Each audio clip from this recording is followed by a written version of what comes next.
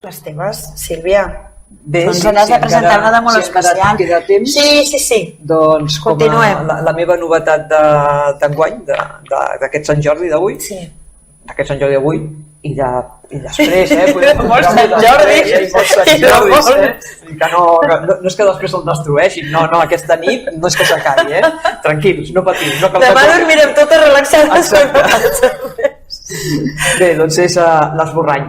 L'Esborrany és la novetat que presento aquest Sant Jordi i per explicar molt breument és una novel·la que avança en dos plans narratius. En el primer, o el que va avançant pròpiament el que seria la ficció narrativa, és una història familiar a Soriguera i veiem, és una història potser més d'una manera costumista com està narrat, que també és una forma trencadora en quant a mi, perquè no és la meva manera habitual de narrar.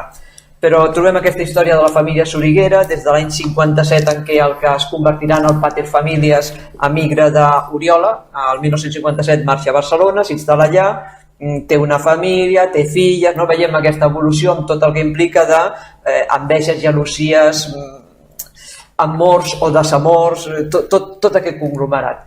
I entremig, l'altre pla narratiu és el que jo faig broma i dic que és ciència-ficció perquè és una conversa que hi ha entre una editora i una escriptora, en la qual l'escriptora li està explicant precisament a l'editora aquesta història de Soriguera perquè és el seu projecte de novel·la i vol saber si li acceptarà amb el plantejament que fa. I dic ciència-ficció perquè a mi això no m'ha passat mai de poder explicar el meu projecte de novel·la a l'editor. Per tant, deu ser ciència-ficció.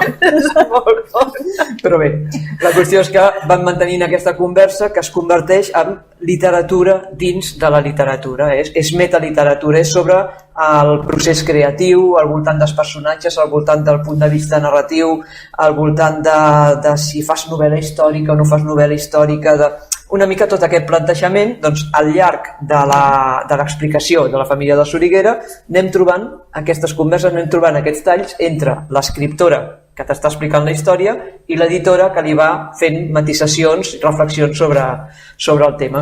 I ja que la Montse ha agafat el protagonisme de la poesia, jo també no vull ser menys, i aleshores diré que aquesta novel·la, una gran part de la seva història la deu a un poema que vaig tenir el plaer, el luxe d'escoltar en veu de la seva autora, Montserrat Abelló, i a més em plau especialment que aquesta novel·la, l'Esborrany, hagi sortit just aquest 2018 que es commemora el centenari del seu naixement. El poema de la Montserrat Abelló, que vaig escoltar en un recital poètic a l'Espai Brossa ja fa força anys, és del seu poemari Paraules no dites i diu: tot sembla ben senzill. 4 parets fan una casa, un home i una dona, un fill, una taula, 4 cadires i un llit per a dormir, néixer, morir. Tot sembla tan senzill si fos així. I a partir d'aquí vaig crear la meva família Soriguera.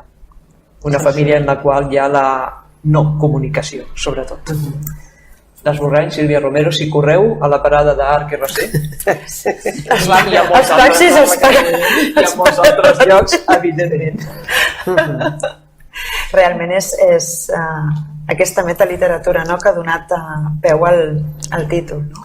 Sí, de fet l'Esborrany per mi és una petita simbologia perquè és el joc que faig d'aquesta conversa en la qual fan l'esborrany de la novel·la, però d'alguna manera també identifico amb l'altra història perquè les vides són personatges molt solitaris, són personatges amb vides trencades, per tant el que jo anomeno vides d'esborrany.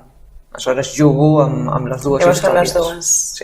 Les dues vessants, ets magnífica, és impressionant també. Bueno, jo el tinc ja. Aquest ja ha estat... Ja no hauràs de córrer.